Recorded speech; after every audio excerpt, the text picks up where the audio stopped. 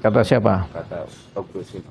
Wakapori. Iya. Ini Pak Wakapori ini mantan ini seringkali salah ini dalam mengira ini kan. Jadi nggak usah terlalu dianggap apa pembahasannya ya. Jadi perbedaan strategi antara pihaknya pengacara Suryo maupun pihaknya Dr. Tifa. Dua-duanya punya kepentingan. Satu masih ingin menyelamatkan dengan cara lain, satu dengan cara lain lagi. Tapi kalau dibilang pecah kongsi, memang kongsinya memang udah beda. Nah, itu kan pikirannya Refli Harun. Kita nggak usah ngikutin pikiran dia. Nanti kalau dia bilang itu hadiah buat dia punya saudara, parah juga kan gitu. Malah kita pusing kan. Jadi itu semua omongannya Refli lah. Jadi dianggap sebagai hadiah, itu pikiran dia. Nggak usah kita ikutin kan gitu. Takutnya nanti kalau kita ikutin ntar dia bilang ini hadiah buat istrinya kan, repot lagi kan begitu. Jadi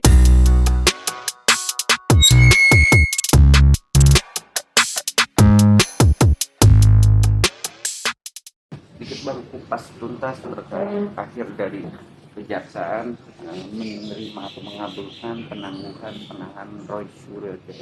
Tapi kita flashback sedikit terkait laporan Pak Jokowi yang sudah sampai proses di persidangan. Nah, Abang bisa bahas sedikit flashback akhirnya Pak Jokowi proses laporannya diterima dan akan disidangkan. Jadi bahas Bang dari awal terjadinya. dari awal ini kan kalau menurut fakta-fakta yang dulunya itu kan Roy Suryo ini kan seringkali membahas mengenai ijazahnya Jokowi yang S1, yang menurut Roy Suryo CS, Roy Suryo, Dr. Tifa, Egy Sujana, dan lain itu mereka bilang ijazahnya Jokowi palsu. Egy Sujana khusus bercerita mengenai ijazah SMA. Tapi kemudian tiba-tiba Roy Suryo sama Dr. Tifa nimbrung dengan ijazah S1-nya Jokowi palsu begitu. Nah, sementara Egy Sujana hanya fokus kepada ijazah SMA Jokowi. Nah, tapi kemudian ketika berjalannya waktu, Egy Sujana bilang, saya sebenarnya tidak ikut-ikut di persoalan ijazah S1 Jokowi yang dibilang palsu. Saya hanya fokus kepada ijazah SMA dan itu sudah selesai. Karena memang sudah clear bagi Egy Sujana kan. Makanya Egy Sujana dan siapa satu lagi DHL tuh meminta restoratif justice dengan alasan memang mereka tidak pernah membicarakan ijazah S1 Jokowi. Nah, yang membicarakan ijazah S1 Jokowi kan si Roy Suryo, Dr. Tifa dan yang lainnya kan. Jadi Egy Sujana CS lepas, termasuk Rismon. Rismon pun membicarakan ijazah S1 Jokowi begitu. Nah, akhirnya Jokowi memang sudah melaporkan dugaan pencemaran nama baik karena beliau disangkakan memiliki ijazah palsu oleh pihak Roy Suryo, Dr. Tifa maupun si Rismon. Tapi Rismon kemudian sudah RJ jadi sudah selesai. Nah, ini proses berjalan khusus mengenai pencemaran nama baik yang khusus menimpa Jokowi yang diduga dilakukan oleh Roy Suryo dan Dr. Tifa dan beberapa yang lain.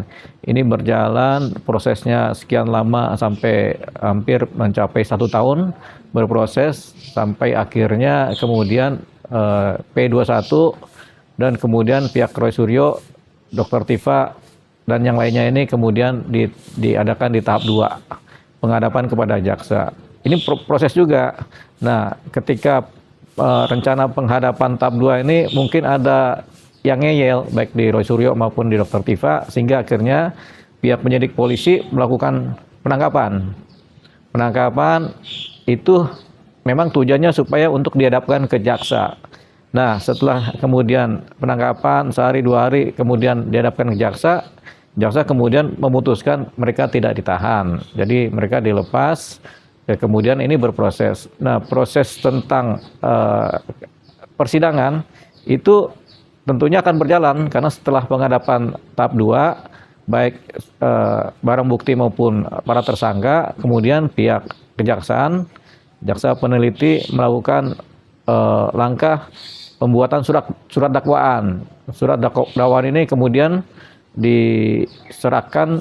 diajukan ke pengadilan untuk dibuat permintaan sidang. Ya, jadi dan ini sudah diproses di pengadilan yang kemudian jaksa yang menangani ini jaksa dari Kejaksaan Tinggi maupun dari pihak Kejaksaan Negeri Jakarta Timur. Nah, dua tim ini atau menjadi satu tim ini di bawah supervisi Kejagung kemudian melakukan permohonan untuk sidang kan. Nah, sudah diterima oleh pihak Pengadilan Negeri Jakarta Timur, kemudian diajukanlah untuk sidang. Nah, untuk Dr. Tifa sidang tanggal 2 Juli sudah disampaikan oleh pihak pengadilan. Sementara untuk Roy Suryo diberi kesempatan karena Roy Suryo melakukan upaya pra peradilan. Tadinya Dr. Tifa ini mengajukan juga pra peradilan, tapi dia kemudian menarik diri dari pra peradilan. Jadi yang mengajukan pra peradilan hanya Roy Suryo, Dr. Tifa tidak. Tapi Dr. Tifa sidang lebih dulu karena di tanggal 2 Juli nanti beliau akan sidang. Nah, ketika beliau sidang ini tentunya apa yang sidang mula-mula yaitu adalah pembacaan surat dakwaan terlebih dahulu. Jadi sidang pertama adalah pembacaan surat dakwaan. Di sana itu ada para pengacaranya, ada Dr. Tifanya juga mengikuti sidang. Nah, kenapa Dr. Tifa tidak ditahan maupun Roy Suryo tidak ditahan di kejaksaan? Karena memang ini adalah kebijakan dari pihak kejaksaan sendiri, begitu. Oke, tapi kita biasa dengan kata praktik sendiri, ya kan, pihak dari kuasa hukum atau juga karena ada indikasi cara penangkapan itu tidak sesuai SOP, dianggap sudah kayak G30 S4 PKI dan akhirnya dia mengajukan praktik sendiri. Nah, Abang melihatnya gimana sih, Bang? Ya, setiap penangkapan tentunya sudah sesuai dengan tata cara proses penangkapan kan. Penangkapan itu ada penangkapan dengan paksaan, ada penangkapan dengan halus, ada penangkapan dengan kasar gitu. Jadi itu sudah model-model penangkapan dan itu bagian dari penangkapan. Yang penting ada surat hukumnya yaitu surat penangkapan begitu. Atau surat jemput bawa atau surat jemput paksa. Asal ada surat perintah yang seperti itu, penangkapan itu legal formal, kecuali penangkapan dengan upaya lakukan pembunuhan, sembari menangkap sembari dimatikan, itu bukan penangkapan kan, namanya pembunuhan. Tapi penangkapannya begitu. Kadang-kadang penangkapan itu pakai juga senjata yang legal yang diberikan kepada pihak polisi. Kadang-kadang sembari menangkap orangnya lari ditembak kakinya kan begitu. Jadi itu udah bagian dari penangkapan. Gitu. Banyak juga kan kasus-kasus yang kriminal berat yang kemudian penangkapannya karena si tersangkanya melarikan diri tembak gitu. Tapi kalau tidak melarikan diri ya terukur gitu. Penangkapan terhadap Roy Suryo maupun Dr. Tifa itu memang penangkapan yang terukur. Jadi tidak seperti yang mereka gembor-gemborkan mirip PKI, tidak gitu ya. Penangkapan begitulah. Begitu, kadang malam hari, kadang subuh-subuh, kadang pagi hari, kadang siang hari, kadang sore hari, tergantung posisi si yang mau ditangkap ada di mana gitu.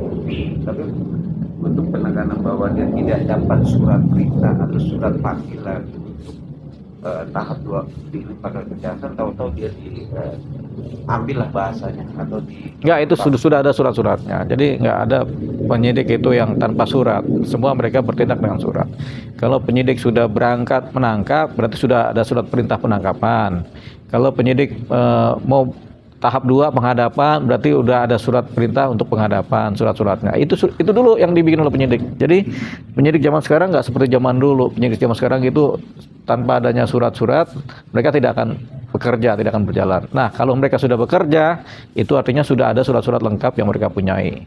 Tapi bicara pekerjaan seorang penyidik dan akhirnya sampai di rutan Polda untuk perobatan kesehatan untuk khidmat kejaksaan pro kontra, yaitu mantan Kapolri bahwa ada SOP lagi yang harusnya bisa dokternya didatangkan, tidak ujuk-ujuk harus di Kata siapa? kata Pak Brosino.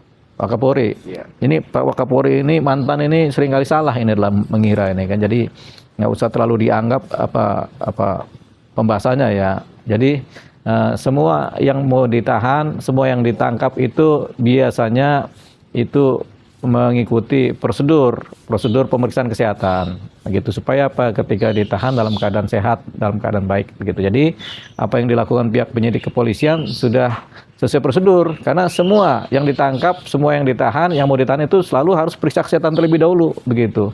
Jadi itu dia. Jadi dalam posisi demikian kita beranggapan penyidikan dari pihak Polda dan proses pemeriksaan kesehatan itu sudah prosedural begitu. Tapi pengaruh nggak sih Bang dengan dia mengajukan prapit dengan proses yang nanti akan disidangkan? Ya kan prapit kan boleh aja. Jadi baik tersangka, baik korban boleh mengajukan prapit kan terhadap perkaranya. gitu. Jadi apapun juga modelnya, Prapit itu boleh. Tinggal apakah Prapit itu sesuai dengan sasaran, apakah Prapit ini berbicara tentang kejanggalan-kejanggalan proses, itu akan dituangkan dalam dokumen-dokumen gugatan Prapit begitu. Tapi kita lihat di kasusnya Roy Suryo ini kita nggak dapat itu kejanggalan-kejanggalan yang dibuat oleh pihak penyidik ya. Jadi memang kemungkinan besar Prapitnya mereka Roy Suryo akan ditolak. Begitu. Oke, tapi kan alasan dari kuasa hukum termasuk PPH bilang dia bukan katanya wajib lapornya 30 hari standby, ya kan, terus tidak kemana menghilangkan jejak. Ya. Kok bisa dikatakan dengan cukup paksa gitu, Bang?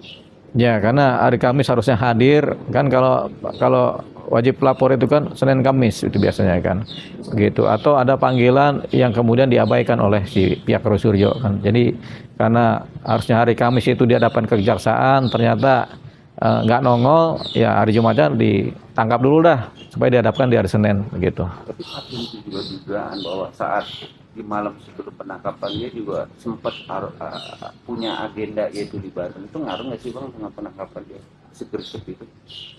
Ya, nggak ada pengaruhnya. Yang penting pihak penyidik polisi tahu lokasinya si Roy Suryo. Apakah di Bandung, apakah di Jawa, apakah di mana? Yang penting tahu dulu. Kalau tahu ya sudah, begitu. Tinggal ditangkap kan, begitu. Jadi itu dia. Jadi prosedur penangkapannya Roy Suryo sudah sesuai dengan kaidah-kaidah. Proses penangkapan Roy Suryo sudah sesuai dengan prosedur atau kaidah-kaidah penyidikan yang diatur dalam KUHP. Namun kan nanti hakim menentukan itu, Bang, dengan dia mengajukan Prapit, Ya. benar atau salahnya. Terindikasi kalau dia salah, tetap proses berjalan. Tapi kalau dia benar, gimana nih, Bang? Apakah Ya dia tetap langsung ditahan, gimana? tetap ketika proses hukumnya kemudian sudah masuk ke wilayah persidangan, sudah ke kejaksaan, kan kewenangan sudah di tangan jaksa. Yang digugatkan kewenangan waktu di tangan penyidik polisi kan. Jadi ya itu paling sifatnya normatif begitu, karena tidak substansif yang mereka gugat Prapitnya kan. Jadi harusnya kalau mereka gugat Prapit itu kumulatif, baik semenjak proses di wilayah penyidikan polisi sampai kepada pindah kewenangannya di wilayah kewenangan kejaksaan, itu mereka gugat tuh aspek formalnya. Tapi kita nggak tahu isi gugatan Prapitnya dari pihak Roy Suryo bagaimana. Tapi yang jelas Dr. Tifa dan pengacaranya mungkin karena sudah merasa ini akan sia-sia, mereka kemudian tidak jadi melakukan gugatan pra peradilan. Mereka langsung kepada pokok perkara, pembahasan tentang persidangan pada pokok perkara, yaitu kasus pencemaran nama baik. Memang juga dari pihak, dari Dr. Tifa juga kemarin juga bicara itu, malah dia berterima kasih ke kejaksaan tidak menahan dia, makanya dia tidak akan mengajukan Prapit, tetap fokus di persidangan, Bang. Itu juga ada argumentasi dua lawyer ini, ada dua kubu ini pecah kongsi dalam konteks hukum dia masing-masing, Pak. Ya, setiap subjek hukum yang dibela itu kan ada pengacaranya.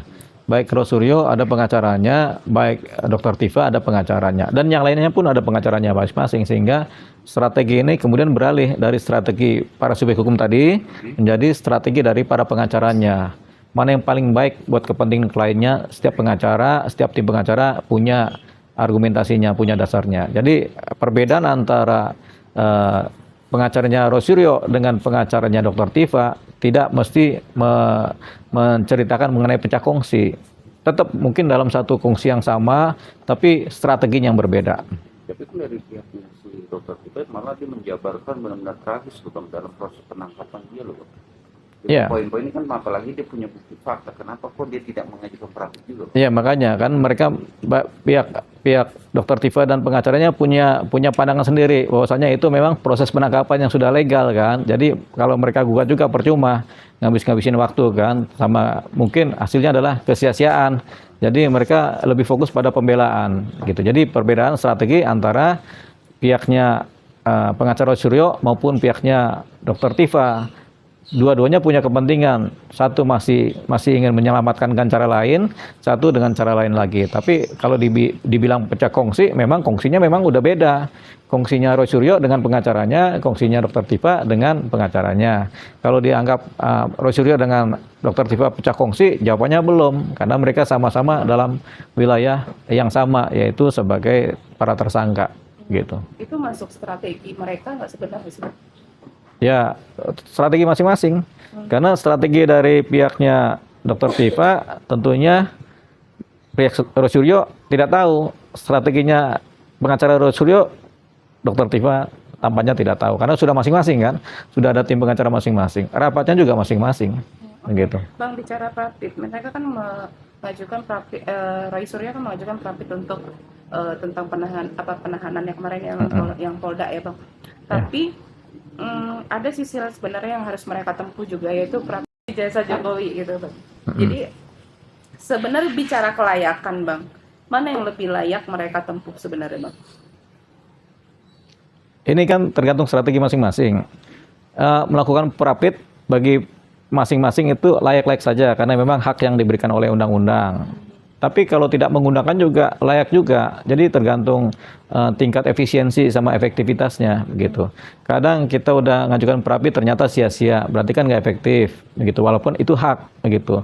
Kadang daripada kita ngajukan Prapit, buang-buang tenaga, pikiran, energi, mending kita langsung kepada pokok perkara pembelaan. Itu juga mencapai target yang efisien dan efektif juga begitu. Jadi Prapit walaupun hak nggak kemudian serta merta punya nilai guna begitu. Ini sangat tergantung dari isi dari Prapit sendiri dan apa yang terjadi dalam proses-proses penyidikan sehingga diprapitkan gitu.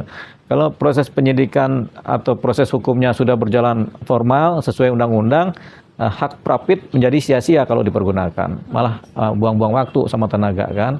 Jadi yang kemudian bisa dianggap efektif efisien adalah bagaimana pekerjaan-pekerjaan hukum itu kemudian punya nilai guna, jangan sampai nilainya sia-sia. Tapi sekali lagi Prapit adalah hak, bisa dipakai, bisa nggak dipakai.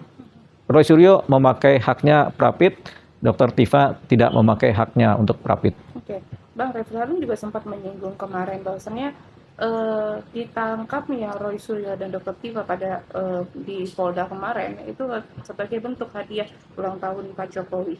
Nah, itu kan pikirannya Refli Harun, kita nggak usah ngikutin pikiran dia. Nanti kalau dia bilang itu hadiah buat dia punya saudara, parah juga kan gitu, malah kita pusing kan. Jadi itu semua omongannya Refli lah, jadi dianggap sebagai hadiah, itu pikiran dia, nggak usah kita ikutin kan gitu. Takutnya nanti kalau kita ikutin ntar dia bilang ini hadiah buat istrinya, kan repot lagi kan begitu. Jadi nggak usah ditanggapin lah, itu Refli Harun sedang bercanda aja itu. Tapi kan momennya kan memang sangat pas ya, kebetulan memang Pak Jokowi ulang tahun gitu. Ya itu koinsidental ya, koinsidental begitu ya. Jadi sesuatu yang sifatnya memang kebetulan. Walaupun juga katanya entertain gitu, penangkapannya cuma hanya entertain. Kata siapa? Dari pihak Ya itu kan pikiran Refli Harun. Ntar lagi penangkapannya adalah film juga pikiran dia kan. Jadi jangan kita ikutin. Tapi nggak apa-apa kan, Refli Harun boleh bicara begitu. Kalau ditanggapin ya kita nanti ikut pikiran dia. Tapi kalau nggak ditanggapin ya biasa-biasa aja. Jadi nggak apa-apa Refli Harun berpikiran seperti itu. Yang penting itu pikirannya dia gitu. Dan kita nggak boleh terpengaruh dengan pikiran dia gitu. Tapi memang prosedur di waktu, dari si waktunya memang tepat di hari itu atau seperti apa sebenarnya bang? Apa memang karena mereka satu Memang hari? waktunya harusnya kan penghadapan tahap 2 itu di hari Kamis tuh, atau Senin atau Kamis, itu hari biasa. Biasanya penghadapan tuh hari Senin atau hari Kamis, hari Jumat tuh hari nggak ada penghadapan lah gitu. Nah karena hari Kamis mau dihadapkan orangnya nggak muncul, ya dicari dulu nih. Takutnya hari Senin nggak muncul juga, malah ribet kan. Akhirnya hari Jumatnya kan diupayakan penangkapan supaya apa? Supaya hari Senin tuh udah bisa disodorkan kepada pihak jaksa. Ini loh tersangkanya dan ini barang buktinya. Nah sekarang ini tugas pihak penyidik kepolisian sudah selesai, sudah baik Roy Suryo, Dr. Tiva dan yang lainnya sudah berada di wilayah kewenangan jaksa. Jadi tugas penyidikan kepolisian sekarang sudah selesai. Tinggal sisa-sisa reniknya, yaitu pra peradilan yang diajukan Roy Suryo yang ditujukan kepada Polda Metro Jaya kan. Tapi ini juga rasanya nanti karena prosedur sudah sesuai KUHP, akhirnya pra peradilannya mentah menjadi sesuatu yang sia-sia. Nah, Dr. Tiva lebih maju, dia langsung masuk ke substansi pokok perkara, di mana dia masuk ke wilayah material dari sidang yang utama. Oke. Bang, abang kan pernah singgung kemarin bahwasannya kasus ini pasti bakal lama walaupun persidangan gitu bang. Apa abang melihat dari melihat kasus ini, apa abang melihat akan memang ini adalah strategi atau skenario politik yang diciptakan atau memang sengaja untuk 2029, Bang? Nah ini kan proses hukum. Kadang politik itu nggak bisa pengaruhi proses hukum kan. Proses ini memang berjalan dinamis dan memang bertepatan dengan wilayah-wilayah politik. Karena politik itu kan tiap 5 tahun ada pemilu, gitu. Jadi pemilu tahun 2009, sementara ini perkara tahun 2026. Tapi perkara antara Jokowi dengan Roy Suryo dan Dr. Tifa ini, perkara ini mulai sidangnya baru Juli nanti.